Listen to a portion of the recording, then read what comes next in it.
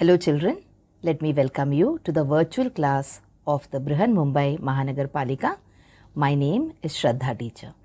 Children, we are in the middle of this COVID-19 pandemic, and because of that we are not able to go to school, but that doesn't mean we are going to stop learning. So we are going to do many lessons which are very interesting from your textbook through the virtual class here. So let us do a lesson in English today. So children, let us start with a lesson in standard 8th English, and the lesson is a really interesting one now. And the name of the lesson is 4.2 Revolutionary Steps in Surgery. Now, do you remember the lesson that we did last time? The name of the lesson was The Vet, and we talked about doctors, who deal with animals. Okay, so taking that lesson in medicine a little forward, we are going to talk about surgery today. And also we are going to talk about the various revolutionary steps or the changes that have happened in surgery. So while looking at the lesson, we will see a lot of comparison between the medical field in today's times and what it used to be in the ancient times. That is, did people used to do surgeries and operations in the ancient times also, or is it happening only now in the modern times? And if it was done in the ancient times, then what were the various methods that those people used? So all these things we will look at in this particular lesson. We will also see many important ideas, and we will look at many different terminologies in medicine and in science, and we will try and see the meaning of all these words as well. Okay, but before we go to the main part of the lesson, this time in the beginning of the lesson itself, we have certain grammar exercises. So we will do that first, and then we will go to the lesson as per the flow in the lesson. So let us talk about the revolutionary steps in surgery. But before that, let us see what the meaning of surgery is. So here you have an actual picture of a surgery being conducted on a patient. So the doctors, when you are not well and when you go to the doctors, they try and treat you with medicines, or they try to give you injections sometimes, or they try to give you some kind of a physical therapy. So they try not to get into your bodies. Okay, but sometimes unfortunately when you have a major issue with your body, the doctors have to sometimes cut you up and then try and see what is happening inside your body. So they have to do something which is invasive. Okay, so they have to get into your body, and to get into your body they make these kind of cuts, and then they open your body up and the place where the problem is. Now for example, here you have, I think the person's heart is exposed and the doctors are working on it. So there is not one person who will be there or one doctor who will be there when surgery is being conducted. It is done by a team of doctors. Okay, so this is what surgery is. Now surgery was not like this, children, in the ancient times or in the past. There was a lot of difference in the way surgeries were conducted in the past. That we will see and we will talk about when we come to that part in the lesson. Now we will start by doing an exercise in your warming up part of the lesson. Now in the first exercise in the warming up part, they've asked you to discuss in your class with your other friends or your co-students as to, do you like science and what are the advantages of learning science, and is science useful to you? Okay, and how can we make robots which are there in certain fields now in science, can we make use of them in our daily lives also? So you are supposed to get into a discussion like this. Now we cannot do any live discussions here, children, because of the video format. So what I will do is, I will leave you to discuss this with your brother, your sister, or your parents at home. And by the time you finish reading and understanding this lesson, you will also realize whether you have an interest in all this. So this is a very important lesson. If you find all this fascinating, if you find all this really interesting and it holds your attention, that means you can definitely try to become a doctor in the future. Okay, so you have a great career going if you become a doctor. So come on, let us see how you deal with a personal problem related to surgery. So the second exercise in your warming up part, they've asked you to imagine that one of your family members or friends or classmate has undergone a surgery.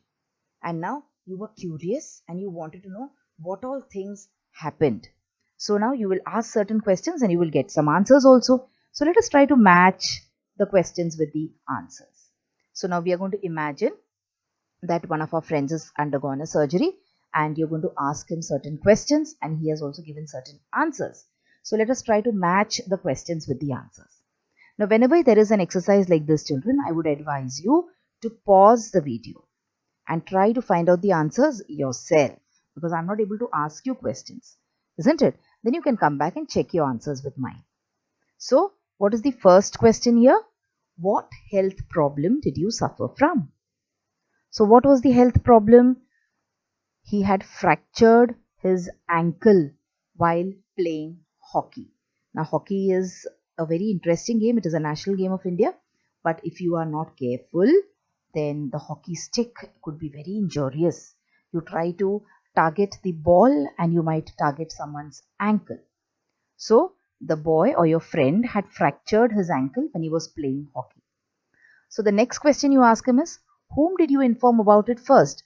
Now, he was playing hockey, he was playing on the ground probably. So, whom did he talk to about it first?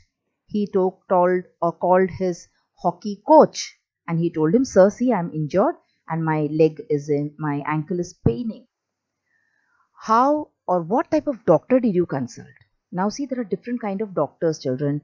If you have a problem with your eye, then you go and consult an ophthalmologist. If you have your grandfather, grandmother at home and they have problems with their heart is weak, you go and consult a cardiologist. Okay, if there is some problem with your brain, you go and consult a neurologist. Now, here the problem was with the bone in the ankle. So then if there is a problem with your bone, then what kind of doctor will you go to? So he says that he consulted an orthopedic surgeon. So an orthopedic surgeon is a person who deals with your musculoskeletal system in your body. That is your muscles and your bones, mainly your bones. How did he or she find out that you needed surgery? So how did he know that you have a major issue in your ankle? How did he find out? So the doctor took an X-ray of my ankle and he found that there is a fracture in my ankle. Fracture means what? There is a crack or there is a break in the bone. That is called as a fracture. And you know, when there are fractures, they set the fractures and they also then put your hand or your leg in a kind of a cast so that you do not disturb that bone and you let it heal. And now you're asking out of curiosity, what precaution was done before the surgery? So what kind of precautions were done before the surgery? I was given a bath and I wore a surgical gown. Now what is a surgical gown? You cannot wear your jeans and t-shirt and get on the operation table, okay? The hospital gives you a particular kind of a dress which is called as a gown. And it is called as a surgical gown if you have to go in for a surgery or an operation. The next question is, what did you feel when you were taken to the operation theatre? So when someone takes you to the operation theatre, what do you think you will feel? Are you going to watch a movie in a movie theatre? No, you're going to a place where someone is going to, maybe they're going to cut you up. So how will you feel? So the friend was very nervous. He says, I was very nervous. What was the first step before the actual surgery? So before they start cutting you up, what do you think? If you have a small nick on your hand or your finger using a knife, it pains, isn't it? It stings. So imagine someone cutting your stomach or cutting your leg. Do you think you will be able to bear the pain? So then how do they help you to bear the pain? So they give you an injection of anesthesia. So there are doctors who specialize in anesthesia. So they give you some kind of injections. They give you some kind of medicines which will make you lose all, you can say, senses. Okay, it will feel as if you are in deep sleep. And by the time the surgery is over and everything, you will regain. So, did you feel any pain during the surgery? So, do you think after giving anesthesia, you will have any kind of pain? So the friend says, no, I did not feel anything. I was fast asleep. What did you feel when you opened your eyes after the operation? So after you open your eyes, how do you feel? So I was relieved and happy that the operation was over. So even when you go to take an injection, we get so scared, we get so worried, isn't it? We start preparing ourselves mentally even before we go to take an injection. So now this is a surgery. So once it is over, just imagine you go to the doctor to take a shot, you go to take an injection, and once the injection is over, you feel so happy, isn't it? Oh, thank God it is over. So in the same way, he was relieved and also happy that the operation was over. And how soon did you recover? That is, how fast were you able to come back to your normal life? So I recovered and I could walk normally after 3 weeks. So in a way, children, this is about understanding a surgery. That is why a surgery is required. In case you have an accident or a problem which cannot be fixed with medicines, then you're supposed to have a surgery. And for a surgery, you're supposed to go to a specialist doctor. Okay, and then the specialist doctor will do an x-ray, or will do a, you can say, CT scan, or they will do an MRI or a sonography in order to understand what is wrong with you. And then they will decide the date for the surgery, and then they will take precautions by giving you a bath, etc. And then you will be given anesthesia, and then the operation will be done. Okay, and you will not feel any pain, you will not feel any kind of discomfort. So you should never worry too much if you are supposed to have a surgery done. Okay, so this is like a preparatory for the lesson before you learn about the different types of surgeries, etc. Now, like I said, children, we have certain exercises in grammar right at the beginning of this lesson. So let us tackle them first, and then we will move on and see what the lesson wants to tell us. So we have learned that sentences may have 2, 3 or more sets of subject plus predicate. So we have learned about sentences, children, and we know that sentences have a subject and a predicate. And these subjects and predicates are joined using a conjunction. So today we are going to talk about subject and predicate. Okay, and sometimes the subject and predicates are also called as clause, and we already know about clauses. We have learnt about clauses. Now let me tell you that when we come to the end of our lessons in the textbook, I will be putting up specially videos for grammar. Okay, so I'll put up a couple of videos at least which will cover many of the topics that we have for grammar. So in this particular exercise here, let us try to understand what subject and predicate are, and then we will also see what are conjunctions, and then we will try and come back and solve these exercises. So let us start by understanding the meaning of subject and predicate. So what are subjects and predicates? Every complete sentence in English has got 2 parts.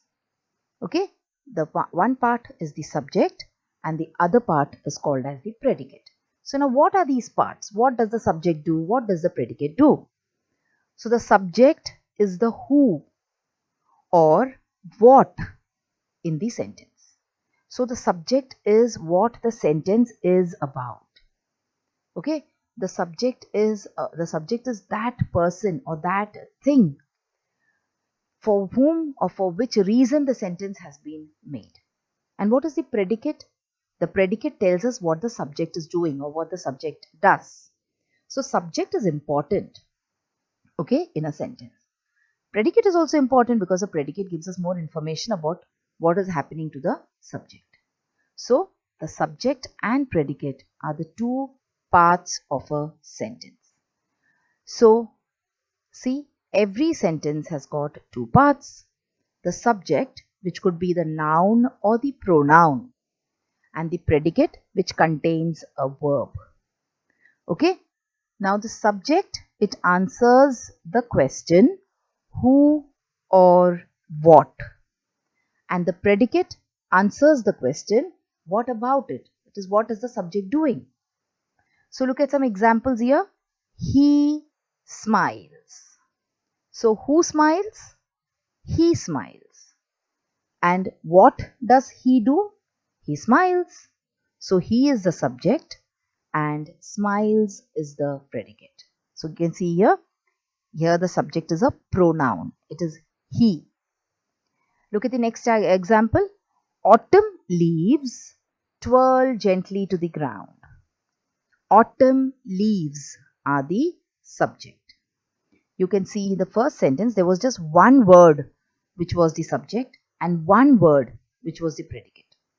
In the second example, you will see there are two words which are acting as the subject. Okay, that means there is a phrase which has become a subject now. And twirl gently to the ground.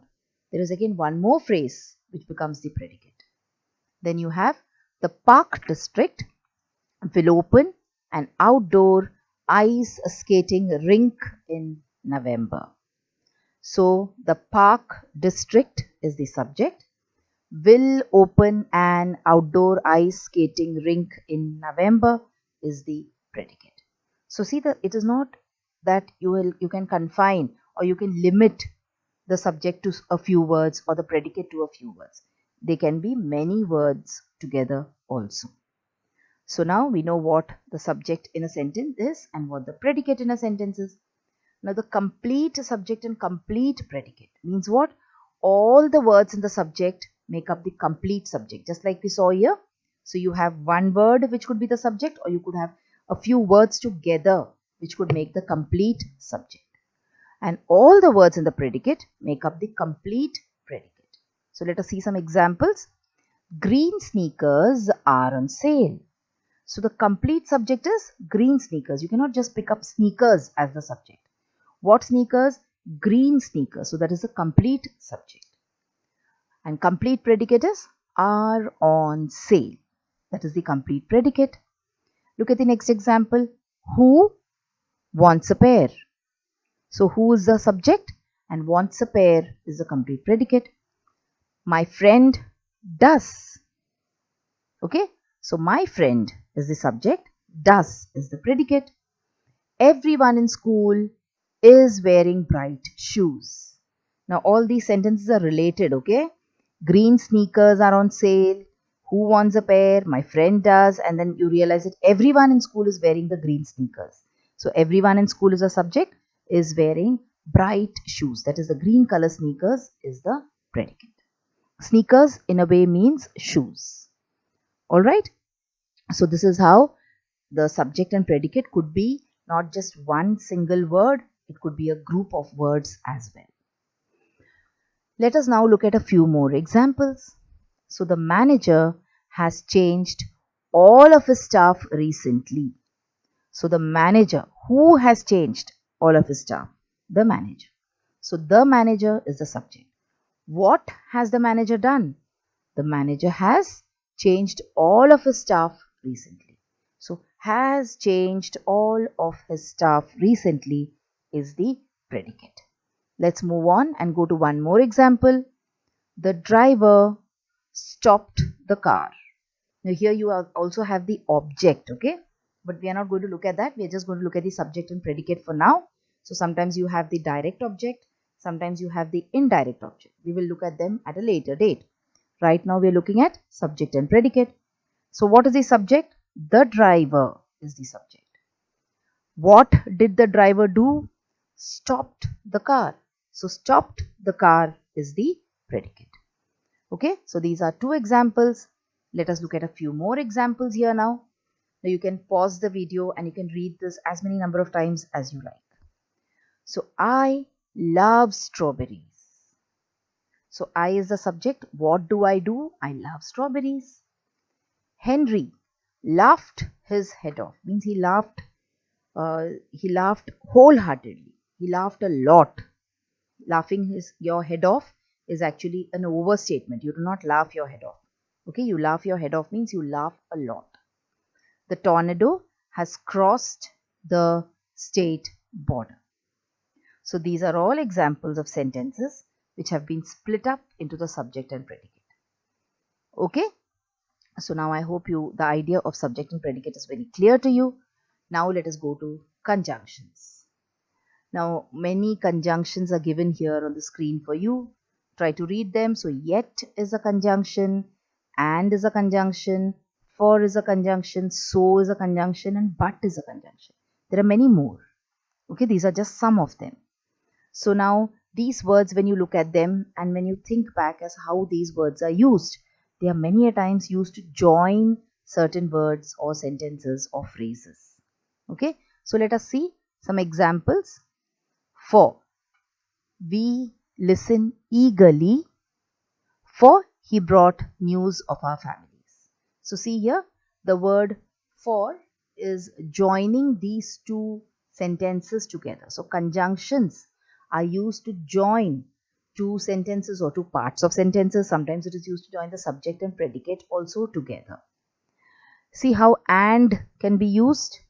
She didn't speak to anyone and nobody spoke to her. So here we are again joining two clauses. They are both independent. Okay, she didn't speak to anyone, nobody spoke to her. But when you have to write it together, you use and in order to join these two sentences. So it's a conjunction, joining something. I don't expect children to be rude, nor do I expect to be disobeyed. So nor is the conjunction here. They rushed to the hospital, but they were too late. I will go shopping or I will go camping. Kelly was a convicted criminal, yet many people admired him. I was feeling hungry, so I made myself a sandwich. So, can you see this? These are all examples of subjects and these are all examples of sentences which have been joined together using a word which is called as a conjunction. Now, a conjunction can connect words or it can connect groups of words. So, see here, the sand and clay were mixed together. So, see, the and is used between the sand and the clay. That means conjunctions can connect subjects. See, one more example of conjunctions connecting subjects. Clara and Paulette studied Spanish. So, who studied Spanish? Clara and Paulette. Both of them are subjects. Just like sand and clay were subjects, Clara and Paulette are both examples of subjects. See, sometimes you can connect predicates also. Gloria washed and waxed the car. So, there are two things which Gloria is doing here. Gloria washed the car and Gloria waxed the car. So, Gloria washed the car. Gloria is a subject, washed is a predicate. So, instead of writing it twice, Gloria washed the car, Gloria waxed the car, we have used a conjunction to join them both together. So, Gloria is doing two things, isn't it? There are two predicates. So, to join these two predicates, we have used a conjunction. So, Gloria washed and waxed the car. Okay, so we can use conjunctions like and, or, but, etc. So this is about conjunctions and we also already learnt about subjects and predicate. So come on, let us try and do this exercise. So the thief stole the money and he ran away. I will not read the heading because we've already read it. What are we supposed to do here? We are supposed to separate the clauses and we are supposed to write the conjunction. Okay, so the first sentence, the thief stole the money and he ran away. So which is the first clause here? The thief stole the money is the first part of the sentence or the first clause. He ran away is the second clause. And what is the conjunction? What is the word which is used to join these two? It is and. Okay, now pause the video for a moment and try to find out the answers to the others and then come back and check with my answers. She told me that she was a doctor. She told me she was a doctor. Conjunction that. He ran fast, but he did not win the race. He ran fast. He did not win the race. Conjunction is but. The traveler arrived at the station after the train had left. So the traveler arrived at the station is clause 1. The train had left is clause 2. And what is the conjunction in this case? It is after. So you see, we saw conjunctions like and, that, but, and after here in this exercise. Okay. Now let us move on and let us look at one more exercise on coordinators. Now sometimes these conjunctions are also called as coordinators when they join two independent clauses. Okay, so independent clauses are clauses or parts of sentence which make complete sense. It is not dependent on any other part of the sentence. So let us read these sentences here. He is intelligent and he is hardworking. Asit was tired, but he could not rest. You can go for a walk or you can exercise at home. Seema has recovered from fever, so she can attend school. Now, having read these sentences and having realized that both these clauses are independent, let us quickly take a look at these sentences also. Here you will see again that all these clauses are independent clauses. The thief stole the money has got full meaning. He ran away has got full meaning. She told me has got full meaning. She was a doctor has got full meaning. So here also in the examples, the clauses are all examples of independent clauses. Okay. So let us remember that, and then we have already read these sentences. So let us read the explanation of coordination or coordinators. Each of the above sentences have clauses which do not depend on each other for complete sense. We already know, children, we have done a number of times what is the meaning of dependent and independent clauses. So these kind of clauses which do not depend on each other for making sense are called as independent clauses. They are also called as coordinate clauses, and they are joined using conjunctions like and, but, or so.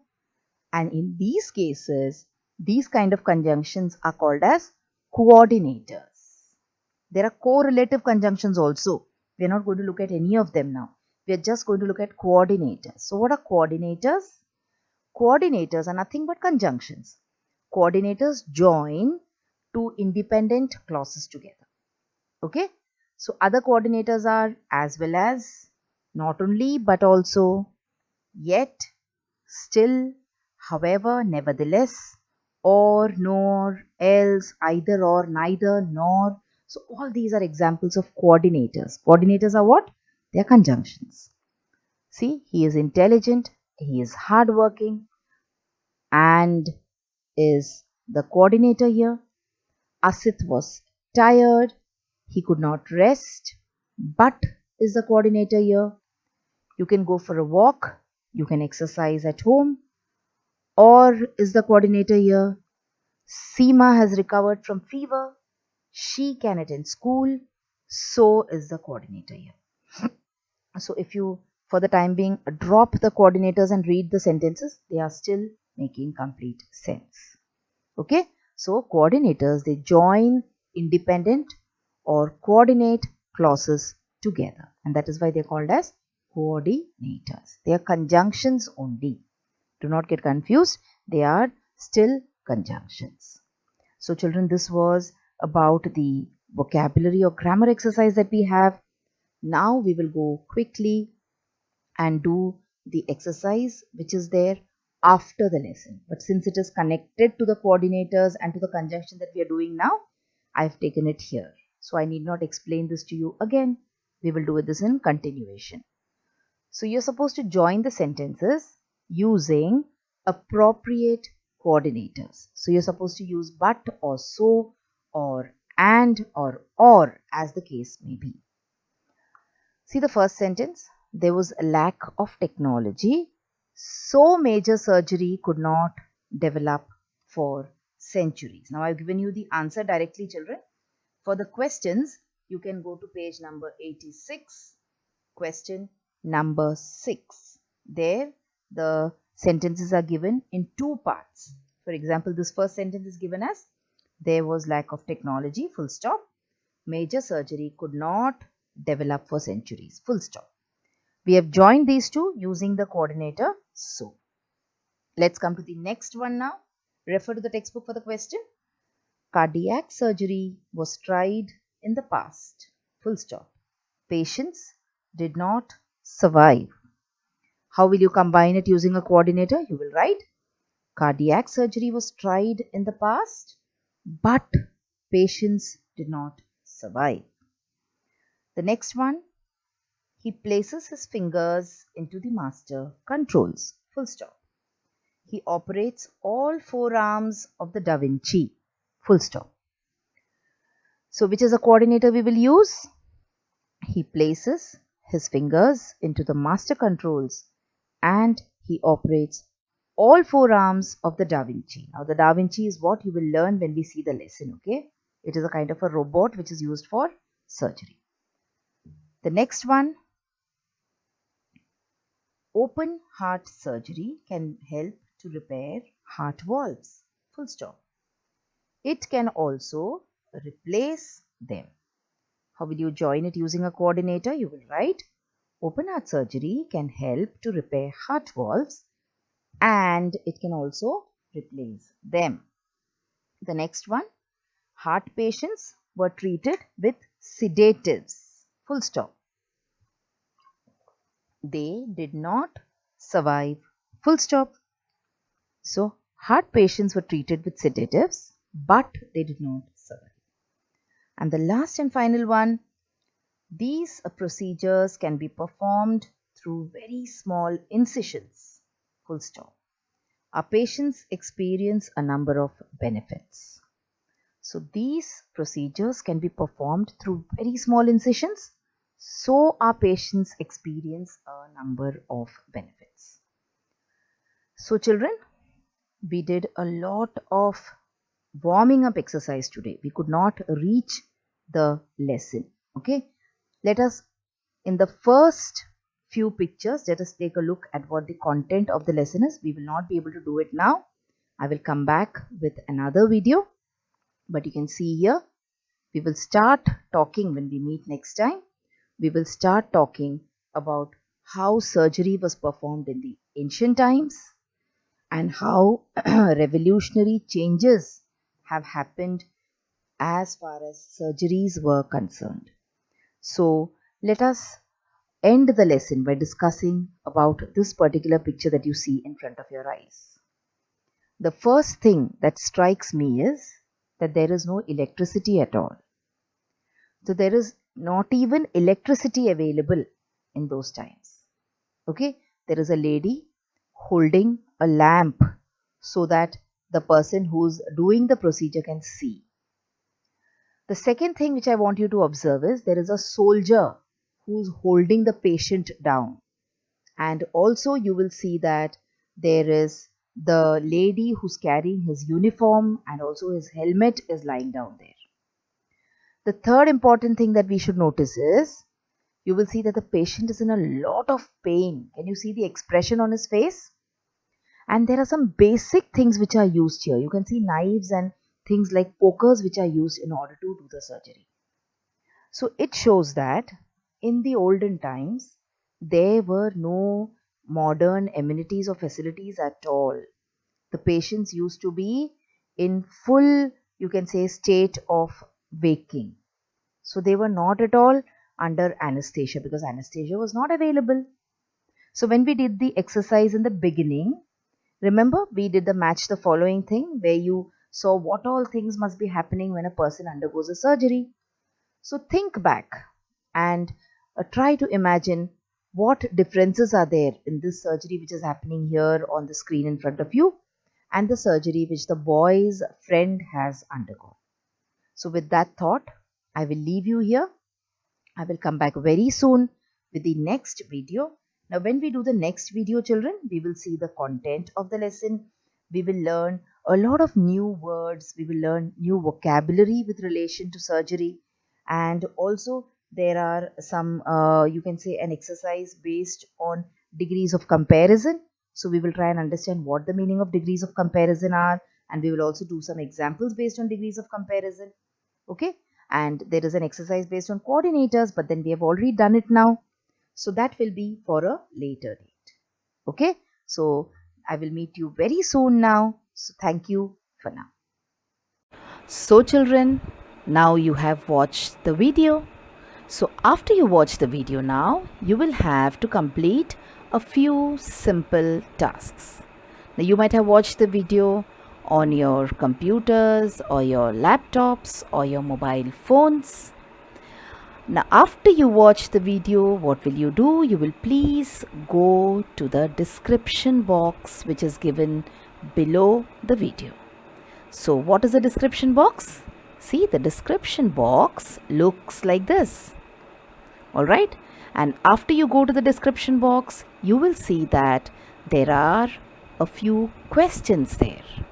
Now what are these questions about? These questions are about the lesson that we just learned or the video that you just watched. So what will you do? You will think back properly about the lesson and you will try and answer these questions and note down the answers in your notebook if you want. Okay? After that, we have another task waiting. You will also click on the link which you will find in the description box to fill up the Google form. So now what is the Google form, children? It is nothing but a simple form. There are a few simple questions there about the video which you just saw and also about yourself. So these are the tasks now that you will have to complete after you watch each video.